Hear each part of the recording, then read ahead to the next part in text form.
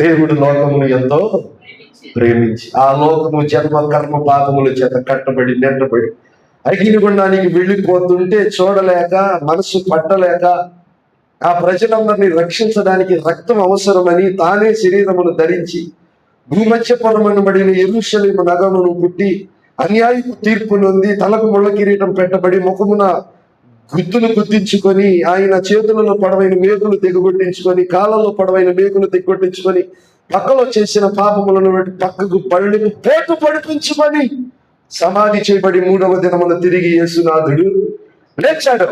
నీవు యేసయ్యను నమ్మితే గాంధీ గారు ఇచ్చిన స్వాతంత్ర్యము నీవు అనుభవించినట్లుగానే యేసునిచ్చిన ఈ పాపము నుండి స్వాతంత్ర్యాన్ని కూడా నువ్వు అనుభవిస్తావు. దేవునికి మహిమ కలుగునుగా. సెకండ్స్ ఆయనకు స్వార్థ అర్థమైంది. యేసుక్రీస్తును స్వరక్షకుడిగా అంగీకరించాడు. నౌ దట్ డే ఆన్వర్డ్స్, ఆ రోజు నుండి ఈ రోజుకి మందిరానికి వెళుతున్నాడు. మెడ్రాస్ ఎప్పుడైనా వస్తే మమ్మల్ని కలవండి అని ఆయన అంటున్నాడు. ఏపీకి ఆంధ్రప్రదేశ్కి వస్తే నన్ను కలవమని నేను అడిగాను, నేను వెళ్ళలేదు, ఆయన రాలేదు. కానీ సువార్త మాత్రం ఆయన పరలోకానికి పాత్రునిగా చేసింది. దేవునికి మహిమ కలుగునుగా. హల్లెలూయా. యేసు ప్రభువు ఇచ్చిన మొట్టమొదటి స్వాతంత్రం చెప్పండి, పాపము నుండి స్వాతంత్రం. నేను మిమ్మల్ని అడుగుతున్నాను, నిన్ను ఏ పాపము బంధించి? కొంతమంది అంటారు అన్ని బాగానే ఉన్నాయి కానీ బ్రదరు, ఒక్కటే, ఆ ఒక్కట్లో ముందు చేసే ఉండొచ్చు, ఆ ఒక్కట్లో సిగరెట్ ఉండొచ్చు, ఆ ఒక్కట్లో ఇల్లీగల్ కాంటాక్ట్స్ ఉండొచ్చు, ఆ ఒక్కట్లో ఇంకా ఏముందో. స్వాతంత్ర్యము పొందిన నీవు అన్నీ చేయుటకు మనకు స్వాతంత్ర్యము లేదు. పౌలు గారు అంటాడు, నాకు అన్నీ చేయుటకు స్వాతంత్ర్యం ఉంది కానీ అన్నీ చేయదగినవి కావు. చప్పట్లు పట్టండి. దేవునికి మహిమ కలుగునుగాక.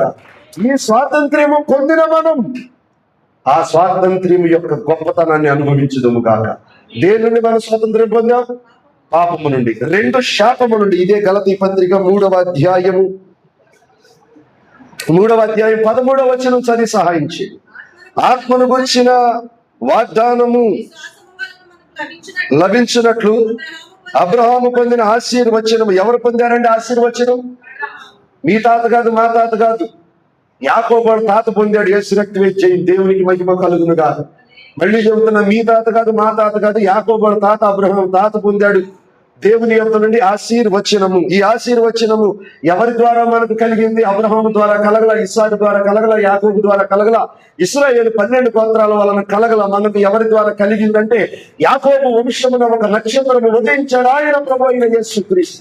ఆ వంశములో పుట్టిన యాకోబుల నక్షత్రము ఉదయించును, యాకోబుల నుండి రాజదండము లేచును, యాకోబుల నుండి ప్రముఖుడు బయలుదేరును. ఎవరయ్యా ఆయనంటే ప్రభు అయిన యేసుక్రీస్తు. అబ్రహాము పొందిన ఆశీర్వచనం ఇస్సాకుకి వెళితే, ఇస్సాకు పొందిన ఆశీర్వచనం యాకోబుకి వెళితే, యాకోబు పొందిన ఆశీర్వచనం ఇశ్రాయేలు 12 గోత్రాలకే పరిమితమై ఉంటే, ఆ ఆశీర్వాదాన్ని సర్వజనులకు పంచడానికి అందరికీ ప్రభువుగా దిగి వచ్చాడు యేసు.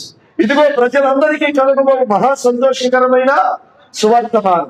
యెహోవా సర్వభూమికి రాజై ఉన్నాడు. ఇందాక మనం 74వ కీర్తనలో చదివాం, ఆయన భూలోకమంతటికి రాజై ఉన్నాడు. అందుకని ఆయన పొందిన ఆశీర్వచనం, అబ్రహాము పొందిన ఆశీర్వచనం అన్యజనుల కంటే మనకు కలుగుటకై, సర్వ మానవాళికి కలుగుటకై, 280 దేశాలలో ఉన్న ప్రతి ఒక్క మానవుడికి కలుగుటకై యేసు 2026 సంవత్సరాల క్రితం ఈ లోకములకు వచ్చి శాపము ఎరుగని ఆయన శాపగ్రస్తుడిగా చేయబడి, పాపము ఎరుగని ఆయన పాపముగా చేయబడి, రోగము ఎరుగని ఆయన మన కొందరు అందరి రోగములను శిలువలో వహించి సొరసైనను స్వరూపమైనను లేనివాడిగా చేయబడి నా అందరి పాపముల నిమిత్తమై యేసు శిలువలో మరణము పొందాడు. దేవునికి మహిమ కలుగును గాక. క్రీస్తు యేసు ద్వారా అన్యజనులకు కలుగుటకై క్రీస్తు మన కొరకు శాపమై, పాపమై, రోగమై మనలను ధర్మశాస్త్రం యొక్క శాపము నుండి విమోచించెను. యేసయ్య మనకిచ్చిన స్వాతంత్ర్యము దేని నుండి అంటే, మొదటిగా పాపము నుండి స్వాతంత్ర్యం ఇచ్చాడు, 2 శాపము నుండి స్వాతంత్ర్యం ఇచ్చాడు. యెషయా ప్రవచన గ్రంథము 53లో ఉంది, రోగముల నుండి ఆయన మనకు స్వాతంత్ర్యం ఇచ్చాడు.